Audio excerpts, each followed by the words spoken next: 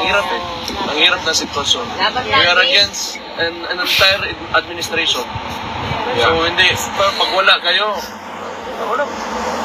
Baka bukas nga, wala na ako. Di ba? Hindi natin alam eh. But I know that my father and especially my sister also ngayon na nandyan pa is protected by the people.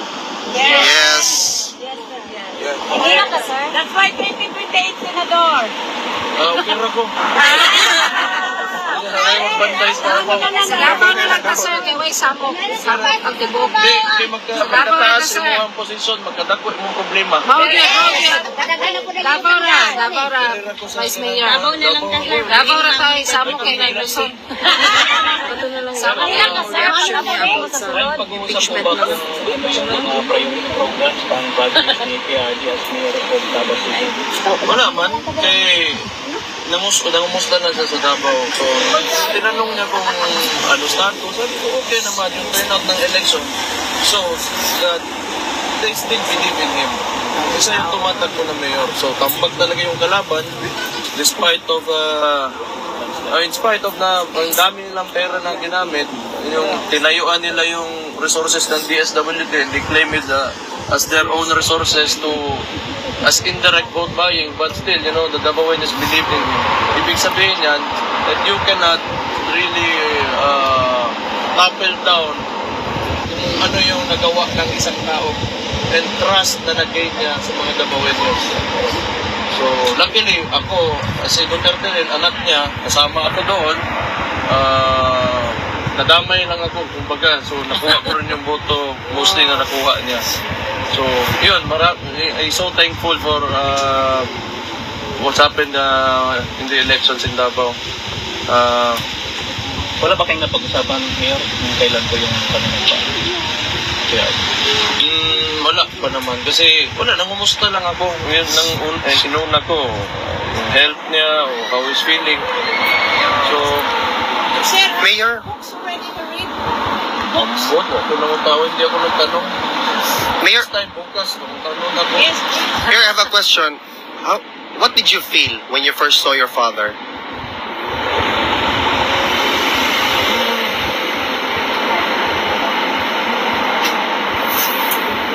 Honestly, mixed ang emotions ko. Kasi, tatay mo yan eh. He's 80 years old. Sabi niya nga 84 siya. So, it must have felt 4 years na siguro sa kanya doon na nasa loob siya. But hindi natin alam, di ba? So, we try to insist na 80. So, sinasabi niya 84 daw siya. But it's only been, what? A couple of months. 83 days. Yeah. So, yun. I think at that age, siguro he's been a very popular former president ever since he came down.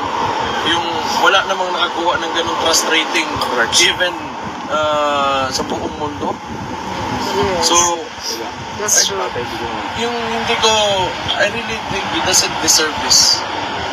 No, it doesn't. Hindi naman talaga perfecto lahat ng administrasyon, lahat ng mga dumaan na presidente. Pero, why would you do this to a person that clearly na pinakita niya sa mga tao on how you love your country? Correct, So, sir. you know, during his term, like I said, di naman sa perfecto, but he always emphasizes the love for country. And just to do this to him. Diba? So yun ang naramdaman ko na it's really so unfair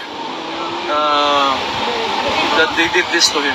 A lot of people, sir, wanted to know if the former president is active, naglalakad ba siya, or may activities ba siyang ginagawa? Because a lot also are afraid that with his age, it's quite difficult. Oo, tama naman yung iniisip natin na gano'n kasi nga matanda na siya. But siguro, I think on some days he's okay, on some days maybe not. Gano'n naman ang tao, wala naman talaga consistent dito sa pagdating sa kasiyahan at sa kalungkutan, di ba? So, he's like anybody else. He's just an ordinary person at the end of the day. So, you know, whatever, kung ano man yung mafe-feel ng mga tao na nakakulong, then he goes through with it. But he's a strong guy. He's a, yeah. So, there's a lot of reason for us to be optimistic about Yes. Amen. inside. So, you know, like, yan, kasi kami, mga pamilya, nakikita ninyo naman na pumapasok kami. So, pag nakikita namin kayo, you know, that love that you have for him, yung energy nyo dito na hindi nawawala, it goes inside. It Yes. goes inside. Kasi kinukwento namin sa kanya lahat. Thank you, Mayor. Thank you, Mayor. Mayor, additional lang po, sir, may knowledge na po ba si PRD patungkol kay Tory as the new PNP chief? Ano po yung reaction na dito? Wala man. Sinabihan namin, pero kala ko nga maano siya, pero wala man talagang gago na yan. Wala man talaga. Maganda yung reaction. You know, like, kasi, I would admire this person kung talagang he did everything with due process. But, you know, like, technically, if we talk about the case or you know, like, review what happened, what transpired during yung ginawa sa kanya, with KOJC and lahat, it's nothing. Wala. He's only handpicked there by the administration because he's an attack dog. That's it. Nothing more than that. 3 ranks yung inakyatan niya. Yeah, in a very short time. Tinalunan niya 3 ranks. Yeah. And na ngayon sinasabi ni Marvel na it was based on merit. Come on, di ba? Okay, if it was based on merit, ganito sana yon. Sana legal lahat na nangyari. But since yung tao na yan nag-operate, I do not know, it's not a criminal yet kasi hindi pa man sa korte, but he behaved like a criminal. So, bigay nyo na yan sa kanya, PNP niya, lagi na siya. Okay lang, Mayor. No one is impressed. Yes, thank you, Mayor. Mayor, okay lang ba may additional? Sorry mga kayo, nung namalikas ko. Pero kumama. Marcos, gusto niya ng pagkakasundo sa inyong pamilya kahit wala namang pahayag mula sa inyong ani. Pero iginiit niya dapat walang kondisyon ang reconciliation. Kahit nanawagan ang tambayan na dapat ito ng PRD, ano po ang reaction na rito? So, sa pagkakaintindi ko, gusto niya na may reconciliation pero walang condition, meaning walang terms, di ba? Kainin na yung reconciliation niya. Wala yan. He's been lying since he became president. Kita mo, tingnan nyo ha, gusto niya reconciliation. Ang ganang 20 niya nga bugas, ang tudkaran, brutal. He's a liar. He lies so much. Puro kasi nungalingan yung tao na yan. And ang style kasi ng administrasyon na yan, press release, sa reconciliation. Ganito yon. Listen to me. Itong nangyari, di ba, pagkatapos ng eleksyon, so naratol sila, kung sa Binisaya pa, parang shaken sila with the results. Kasi, nung pagsabi niya, 12-0, papasok sila. Then, ang nangyari, wala, watak-watak. And we do not even know kung saan kinuha ni Bam at saka ni Kiko Pangilinan yung boto nila. Huwag na natin pag-usapan yan because pero, di ba, yung resulta ng election, you have the administration, madumi na nga kayo maglaro, tapos ganun pa yung result na nakuha nyo. So, may mass resignation ngayon nangyari. Now, I have this theory. Itong mass resignation, sino man yung na umalis talaga dito? Isa Soljan Guevara, di ba? Yeah. I think that was only a smokescreen to tanggalin si Soljan Guevara kasi they do not want to admit na hindi nila masagot yung mga tanong sa kanila. Yeah. And I do not know kung ano ang gagawin nitong bagong Solicitor General for the administration.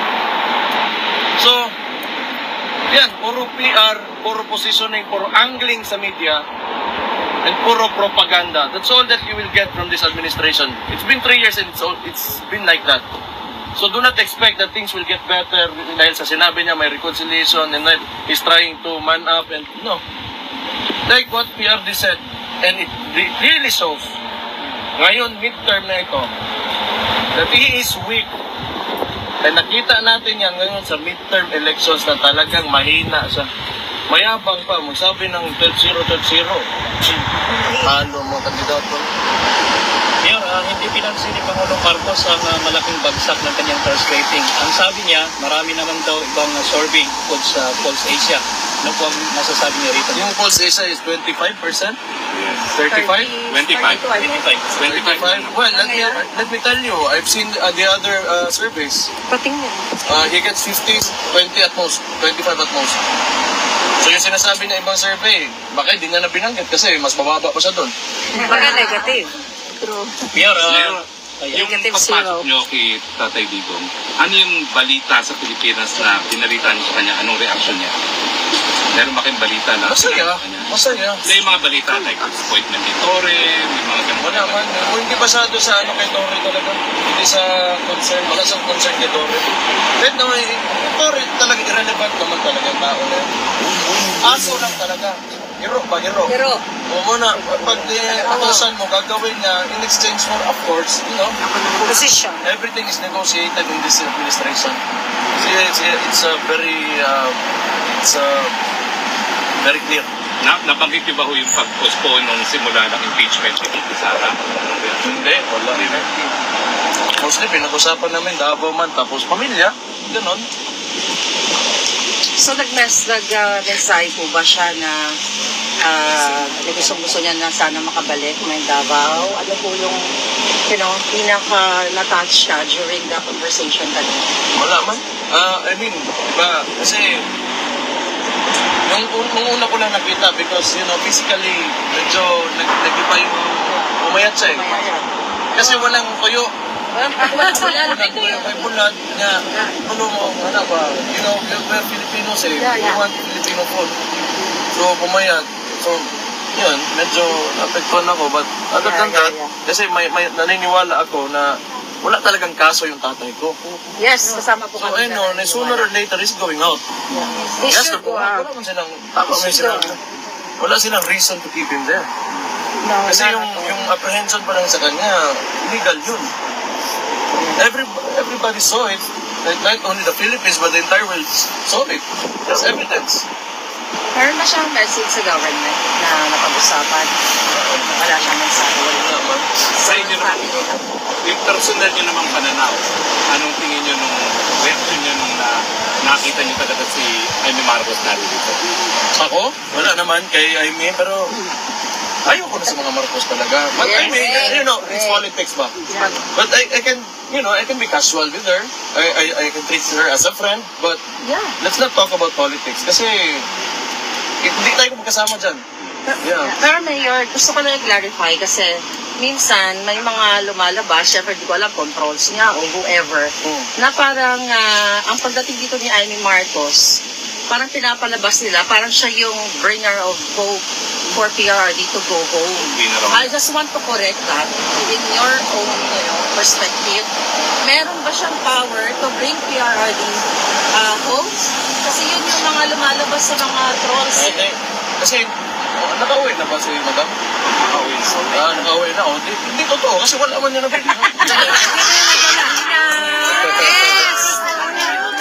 Pero Siya na lang sana pumalit dyan. Pero kasi kung ganun yung ginapag-usapan. Mas maganda po kasi yung klaro dahil kami dito, nakikita namin yung effort ng family. Yeah, but You're doing your best. whatever it is, kung nandito si Madam Aimee, okay na yun. That's enough na Support. she's supporting. Wala naman akong problema sa ganun. Iba yung politics, iba ritong ano. You know, like, alam nyo kasi, ang ginagawa talaga ng administration ngayon, they're trying to divide us. So, yan yung, that's how you conquer, you know, the people. Divide and conquer, yeah. Divide. Kasi pag nagkagulo kayo, may mapupulot sila, makakawakan nila with the use of resources, money, whatever, intimidation.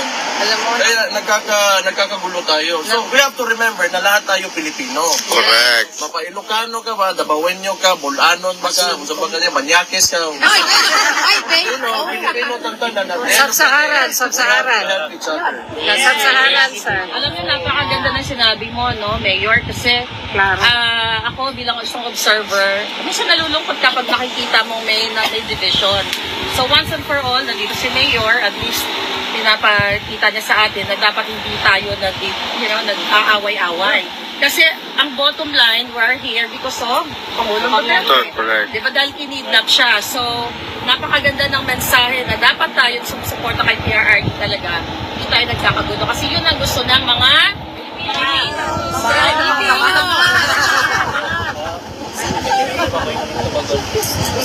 Mayor, sinabi ni Pangulong Marcos na once may sustain ang 20 pesos na kada kilong ng gas, naniwala ko. You know, things are easier said than done. So kung gawin na yan, magpapabuti. Okay, sige. Ano ngayon? Will that change what you have done to this country in the past 3 years? No, that's Kaya 20 pesos mo na bigas because if you're really sincere kung ano yung gusto mo, ginawa mo na yan day 1 pa. Ganun lang yun. Bakit? May utang pa tayo ng loob sa kanya pag nagawa niya yan? Wala. Utangin na. May kasama rin ang bukaan na. Sir, excuse me po, sir. Muli ka sa bukong mamo. Sa kabila ng panawagan magbitiw siya sa pwesto, sinabi ni Pangulong Marcos na hindi siya magre-resign. Ang sabi niya, bakit ko gagawin yon? Hindi ko tinatakbuhan ang problema. Ano po ang Dito sa magre-resign kasi hindi ka tinatakbuhan ng problema. Ang problema. Ayun na. Siya problema siya. He has to step down. Hindi, wala man talaga mag-resign dyan. He's not man enough to do it anyway. He's not that kind of person. He cannot even own up to his mistakes. You know, he cannot admit that this country is, like divided. It's Mayor, we talk about message ni Pangulo Duterte. Ikaw naman, ano yung i-reassure mo sa kanya? Ano yung naikwento mo sa kanya? yun na, nandito kayo lahat. Ang sabi niya, Ayun siya.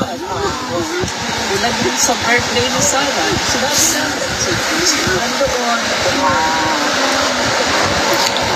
Ikaw, Jimmy. Sir,